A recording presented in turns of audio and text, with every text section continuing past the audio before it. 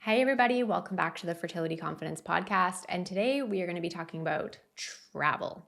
And that's because this is a question that keeps coming up inside FCM, probably because it's about to be American Thanksgiving, but it's also the end of the year. It's when, all the holidays are happening, and people are starting to worry more than anything about traveling around for the holidays. And the flip side of that is couples are starting to think about vacation planning and wanting to get away. Winter's here. It's actually sunny here today, which is really, really nice because we haven't seen the sun, I feel like, a lot in the last few weeks. But it's also cold out and there's some snow on the ground. Not a lot of snow, just a little bit of snow, but winter is coming, unfortunately. If you live in an area where winter happens, it is that time. We are all mentally preparing for the cold. We are all really starting to dream of a beach vacation. So, what do you do if you are in the throes of a fertility journey and you need to travel? And so I wanted to go through some of the common questions that we get with our clients inside Fertility Confidence Method, which is how we help couples start and grow their families that are making these decisions, and how we've kind of helped coach them through making those decisions, and share with you sort of my insight as to why I think that traveling and getting away and disconnecting can actually be a stronger therapeutic tool than any of the other things we're currently doing for you in your fertility care plan. So first question that comes up a lot is Zika. We still have the conversation around Zika virus.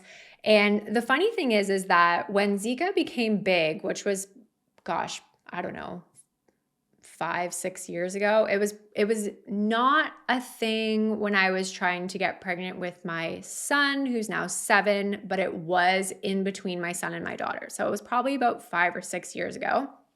They had the big Zika outbreak, right? And so everyone got very nervous about traveling, whether they were pregnant or you were trying to get pregnant or thinking about trying to get pregnant. There was a lot of travel restrictions on, if you're planning on getting pregnant this year, you don't travel anywhere where there's Zika. The reality is that Zika was always around in those areas, but we just didn't talk about it really until we had this large outbreak. And then all of a sudden everyone was like, well, what is this?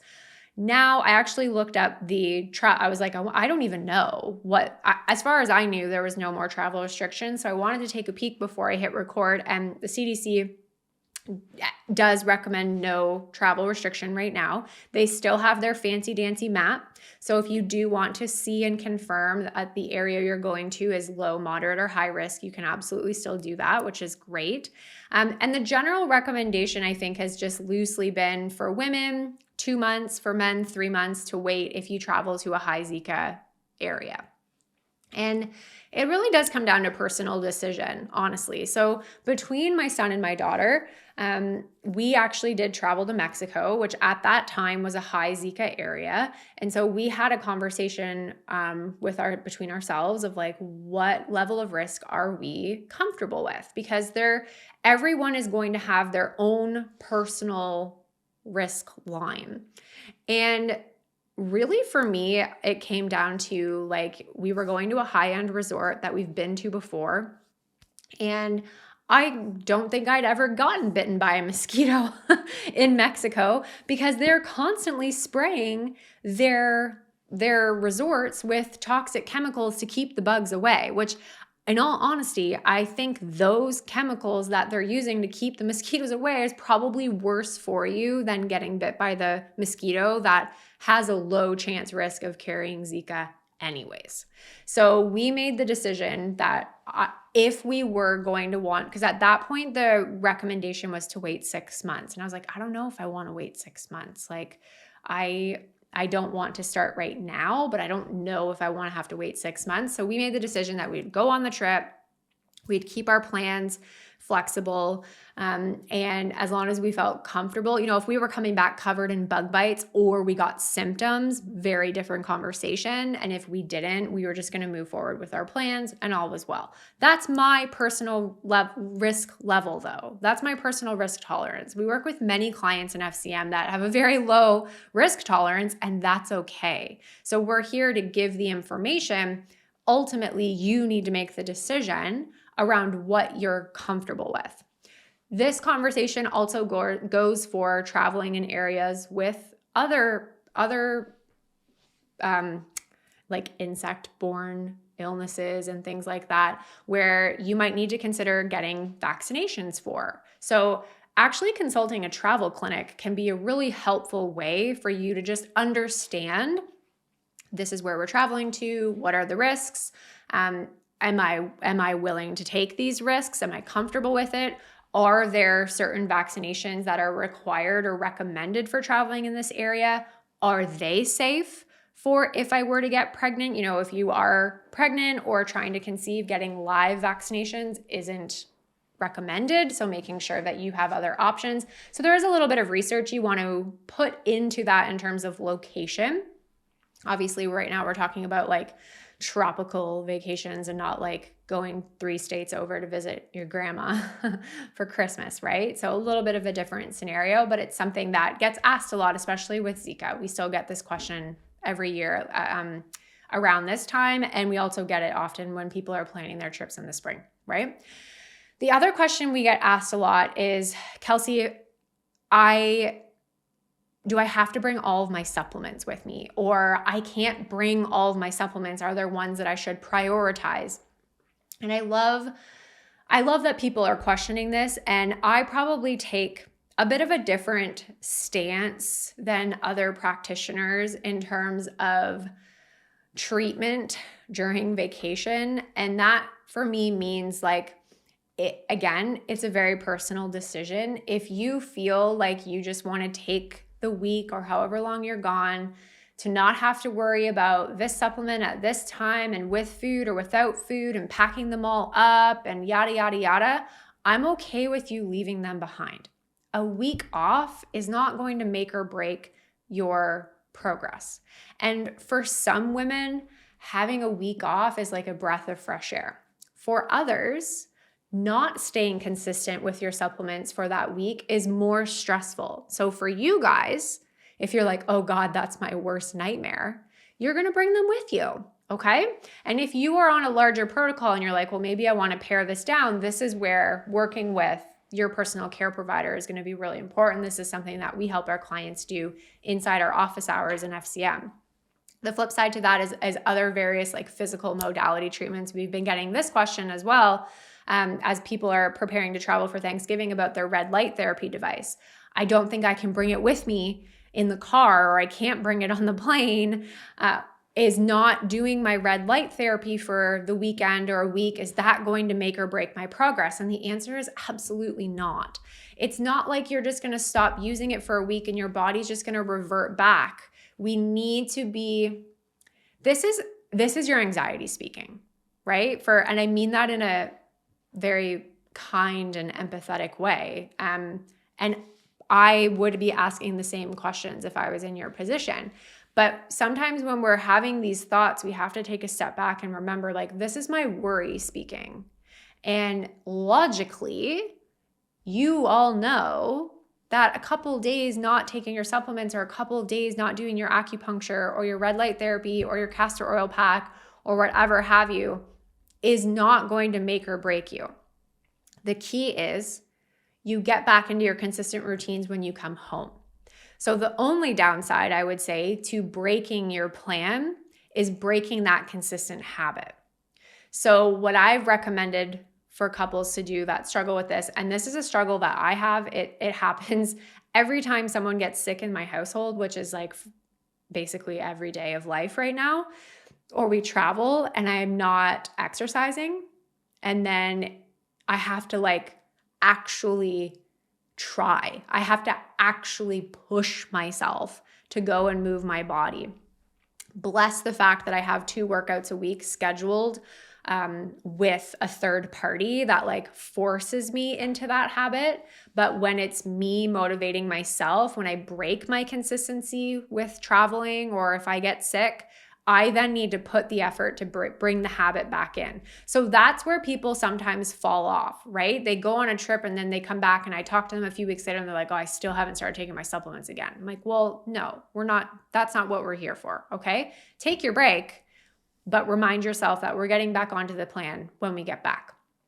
If you are currently trying to conceive and are motivated to use a whole body approach that is going to treat you as if you're more than just a number, then I highly encourage you to come and join me inside our popular Fertility Confidence Bootcamp, kicking off November 27th, 2023, where I'm going to show you a research-guided approach to whole body fertility treatment in a collaborative community experience.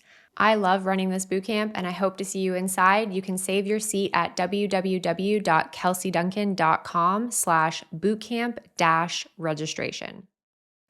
Really, truly, at the end of the day, what I want you to consider when you're making this decision of do we travel or do we not is everyone's journey with this decision is going to look different, which is thus is life, right? Everyone's journey is different.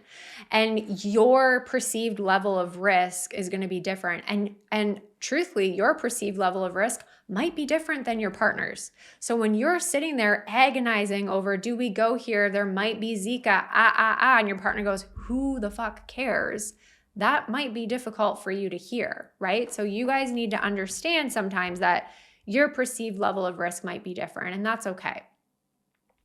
But what I really want you to remember is that sometimes the best treatment is actually stepping out of your journey and reconnecting with your partner, reconnecting with yourself, the human outside of yourself, the infertile woman that's struggling, and really just take some space that you might need right now and fill your cup and find that joy.